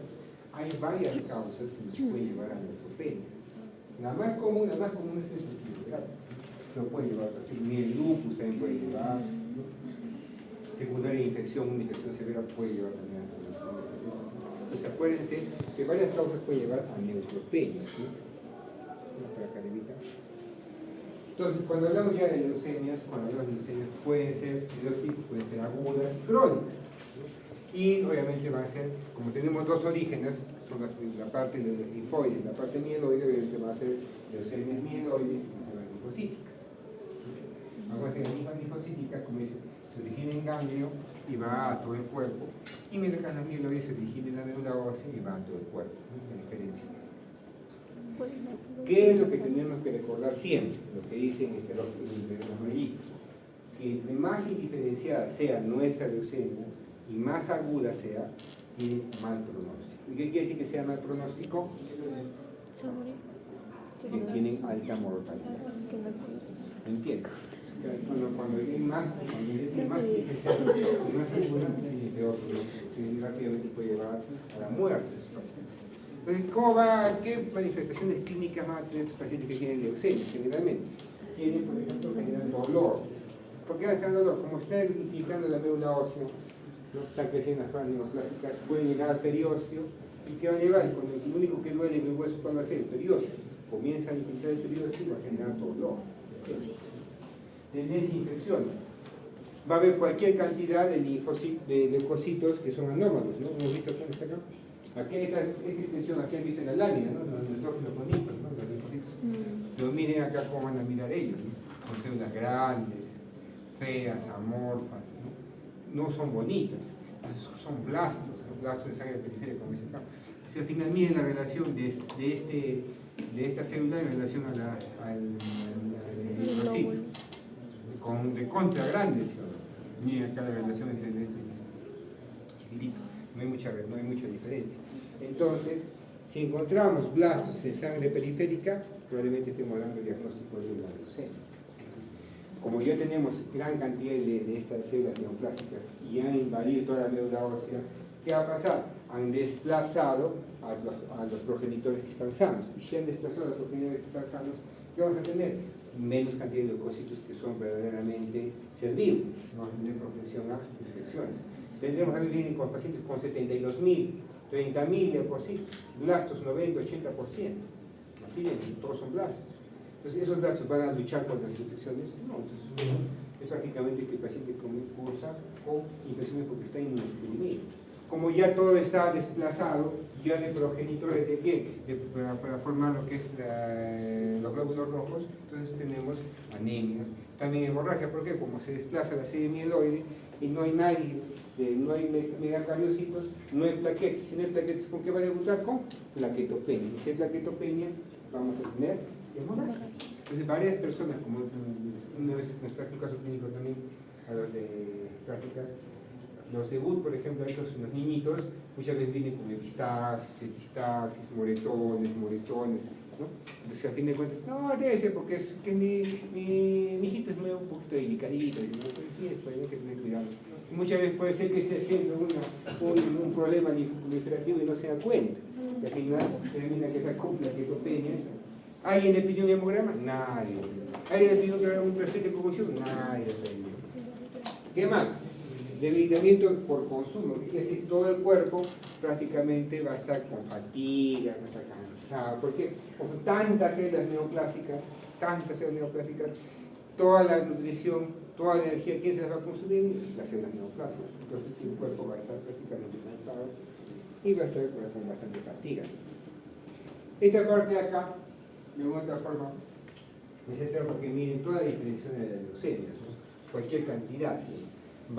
No voy a tomarles este cuadro, no es lo que ustedes se aprenden de memoria, simplemente para que miren, ¿no? La célula va en linfoide, y al final van a dar leucemias linfocíticas, ¿no? Y la parte mieloide, las leucemias mieloides. Aquí cantidad de diferenciación. ¿Cuándo van a mirar esto así con lujo de detalles? Cuando hagan hemat, cuando hagan hematología, cuando hagan medicina, ahí van a entrar completamente a cantar, ¿no? Van a ir a cantar, todo eso. La idea es que se llama cantando esa parte, ¿no? Que comprendan de forma general toda esta parte, ¿no? Hemos visto esto. Es igualito, ¿no? Lo que hemos estado viendo también del fundamento patológico. ¿Por qué? ¿Qué va a manifestar el paciente? Depresión, malestar general, ¿no? Pues generalmente se va a estar manifestando cansancio por la anemia que va a tener fiebre, ¿por qué? Puede tener infecciones, puede llevar neutropenias febriles, va a haber decremento de trombocitos, o sea, plaquetopenias, que va a tener, el paciente va a tener hemorragias, petequias, equimosis, epistaxis, todo lo que estamos comentando, ¿no? Como dice, va a tener dolor en los huesos, ¿por qué? Porque hay infiltración en la médula, en el periósteo que diga, ¿no? Entonces, todas estas cositas pueden tener nuestros pacientitos, ¿no? ¿Qué más dicen? Leucocitos inmaduras y función nuclear ineficaz. Eso va a llevar a más vulnerabilidad de infecciones que nos comentamos, anemia por infiltración en la médula ósea, y todo lo que hemos estado comentando, ¿no? Las clínicas que van a tener los pacientes con leucemia. Y, por otro lado, que vienen los linfomas. Si las leucemias dicen que son tumores líquidos, los linfomas dicen que son tumores sólidos. Estos son tumores sólidos en la parte de los hematopoyéticos, entonces va a dividirse en dos partes, lo que es linfoma no Hodgkin, linfoma de Hodgkin y no Hodgkin. Siempre va a haber esa. Linfoma Hodgkin y no Hodgkin. Entonces, acá está más que todo un pequeño resumen que les he traído que tienen que acordarse. Siempre. Cuando hablamos de linfoma de Hodgkin, ¿quién está relacionado siempre? A las células de Reed-Stem. Siempre van a preguntar, ¿no? ¿Qué hay en el examen? Simplemente una pregunta sobre eso, ¿no? ¿Quién está relacionado con? ¿Quién va a presentar siempre? Las células de Reed-Stem. Como ven acá, estas las células de Reed-Stem, ¿no? Como dos jueguitos, no bocas. ¿Qué más? ¿Cómo va a ser la progresión del sistema de Hodgkin? Va a ser de forma ordenada, ¿no? de progresión por contigüidad, ¿no? Entonces va a ser más ordenoso el crecimiento, a diferencia del linfoma de no Hodgkin. El no Hodgkin, como dice, es heterogéneo, puede aparecer en múltiples lugares. Entonces, el linfoma de Hodgkin va a aparecer probablemente, digamos, en la región cervical, aparece la tumulación y comienza a crecer ahí, crecer ahí, crecer ahí, crecer ahí. En cambio, en la parte de no Hodgkin comienza a crecer en varios lugares, en varios puntos. Y como comienza a crecer en varios puntos, muchas veces el estadio de diagnóstico de estos pacientes, ¿en qué va a estar? Entre el 3 y 4. Según esta clasificación de Ambor que siempre se va a utilizar, 3, 4, ¿qué quiere decir? Afectación de ambos lados del diafragma. ¿Qué quiere decir? Para arriba y para abajo va a haber tumoraciones, ¿no? Entonces ya es un estadio prácticamente un poco más avanzado, ¿sí? ¿Qué más? Cuando hablamos de linfoma Hodgkin, expresa CD30, esta Reed-Stem, y va a ser de 4 tipos. ¿Cuál es la más frecuente? El tipo de esclerosis nodular. Siempre preguntan eso también. ¿Cuál es el más frecuente? Esclerosis nodular. ¿Estamos de acuerdo? Cuando hablamos de no Hodgkin, como dicen, ¿cuál es el más frecuente? Los linfomas de células T son los más frecuentes. Y dentro de estas células T, este tipo de células T, tenemos el linfoma folicular, que es el más frecuente dentro de las células T. ¿Y qué tenemos que siempre preguntan en los exámenes y también obviamente vamos a preguntar? Que está relacionado a unos tipos de infecciones, unos tipos de linfoma específicos. El linfoma de Burkitt está relacionado a infección por virus de Epstein-Barr, y lo que es el linfoma de Mark, que quiere decir linfoma de todo lo que es el gastrointestinal, está relacionado a infección por Helicobacter pylori. No se olviden de eso, siempre pregunten, siempre pregunten. Se acuérdense de lo que les estoy comentando, ¿ya? Sigamos avanzando. ¿Qué hemos visto en las neutropenias? Y por último, comentamos algo del mieloma múltiple. Estos pacientes con mieloma múltiple, hay hartos, ¿sabes? Sí, bastante. Una amiga también me acuerdo que tiene su mamá que era se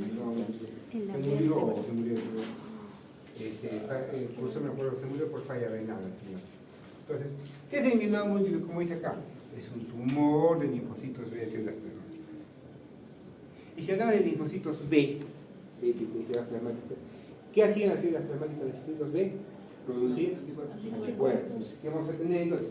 Producción sin regulación por su tumor de anticuerpos monoclonales. ¿Y cómo se llama este anticuerpo monoclonal? Proteína E.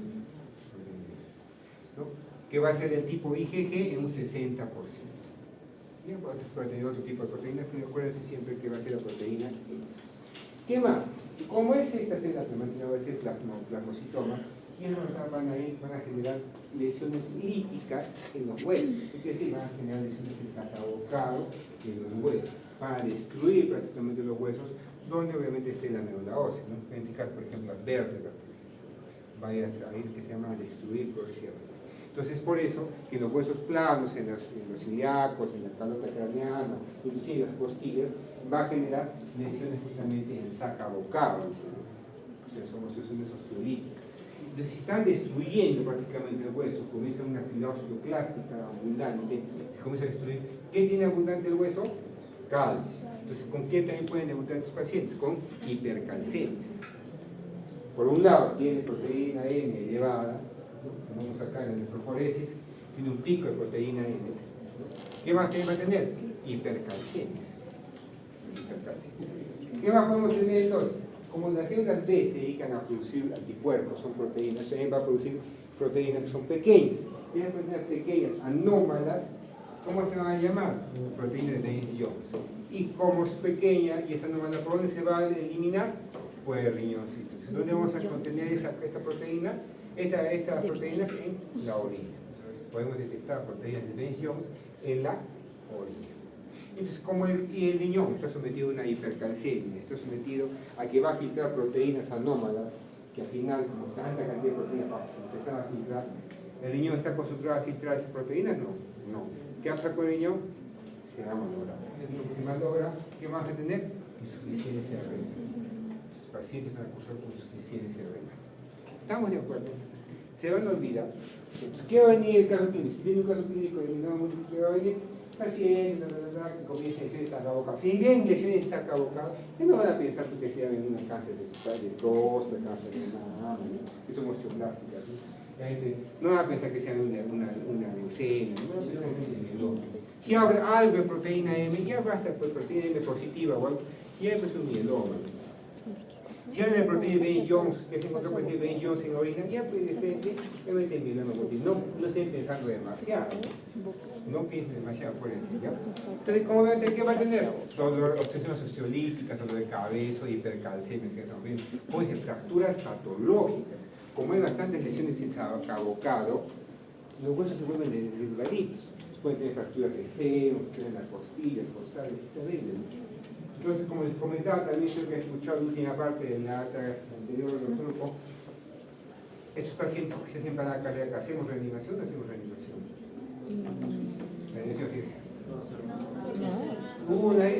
Una es así, ¿no?